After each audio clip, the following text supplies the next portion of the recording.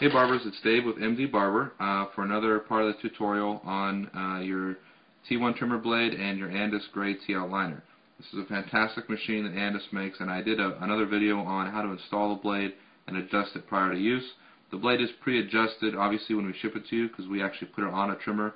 Actually, this is one of our test trimmers. We put it on, we make sure it's adjusted right, and then we test it to make sure it cuts hair really crisp, clean before we ship it to you. Now here's a tip. A barber called me the other day and he asked why his blade was not moving.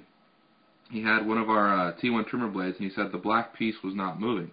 Let me show you, there's only two things that can cause that I know of that are common. And the first one I didn't even think to ask him, which is just make sure you've oiled your blade before you turn it on, because actually sometimes the blade will not move if you have zero oil and it's totally dry. It won't move, especially if you have a newer machine. It has a lot of strong tension on the two blades, so they're pushing together very strongly. And if your clipper is a little bit underpowered, not having oil can cause it not to move at all. And maybe if you push a little bit, it'll start, but then it'll stop. Just make sure you oil it. That is the key for any clipper blade anywhere. But another problem that it can come up is this problem. And I'm going to turn this on, and you can hear what it sounds like. Okay, sounds kind of funny. I can stop it with my finger. I stop the blade. Now the blade's not even moving. See that? The engine's going, but the blade stopped moving when I did that. I hope you can see that on the video. Now this is a problem that comes up very often, actually, especially when you buy a new blade and the blade you had before had been sharpened or modified some way, or if you have an older trimmer. So it's very important to know what causes this problem. You see this piece here, this metal piece? That's the hair guard. Right now, the hair guard is actually touching the back of the blade, and so it is creating resistance right across this back part here, and the blade cannot move very quickly. And even though it is moving, it's basically scraping metal on metal, and you're going to have no power. You're going to have pulling. It's not going to cut one hair even. It's going to be just, it's just really bad. So all you have to do to fix that problem is adjust this screw right here. There's two screws on the top cover. This one you don't need to really worry about. It just keeps the cover on. But this one you can loosen. When you loosen it, it creates greater clearance between the hair guard and the back of your blade. So if I loosen that a little bit, I usually look at it from the side so I can see my clearance. Looks like I've got some clearance there. And now the blade won't stop moving. It's got a lot more power. Whereas before I could stop it with my finger, now I pretty much cannot stop it unless I really push on it, but that would take a lot of force. So now it's working great. It has a good sound. Your trimmer should have some vibration in your hand. That tells you that it has enough power. Now let me show you another thing that can come up with these, and that's actually inside.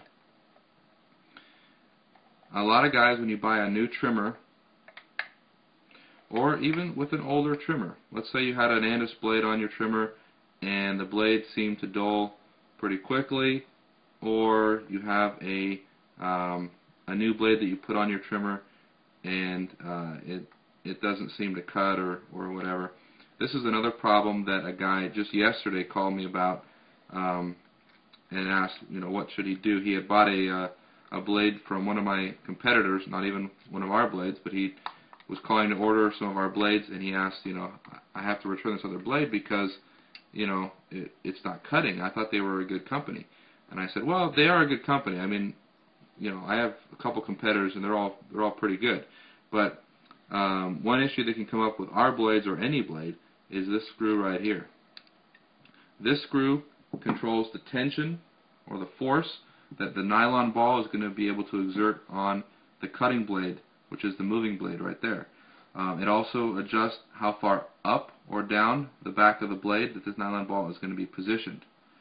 If this piece is bent or intentionally modified, you can actually end up with a worse situation than if you just use the standard shape that it comes in. Some guys actually bend these around to try to get a closer cut. I wouldn't mess with that. All you have to do is look at this screw right here and make sure that it is as loose as it can be without rattling. Okay, as loose as it can be without rattling. So obviously I did not unplug my clipper yet, so it is still plugged in. So for you guys, I would recommend unplugging it first, and then for safety reasons. But I'm going to take my life into my own hands here and just loosen this a little bit. You can see I only turned it like a quarter turn, and it's now fairly loose. And that should be enough so you can hear the rattle. Do you hear the rattle? It sounds kind of like it sounds when there's a lot of hair in there, but it's a little louder, a little more metallic. So you can hear this screw kind of bouncing around against or getting hit by this piece here. You don't want that. So you want to tighten it. Obviously, once I loosened it, it loosened the rest of the way just by the vibration.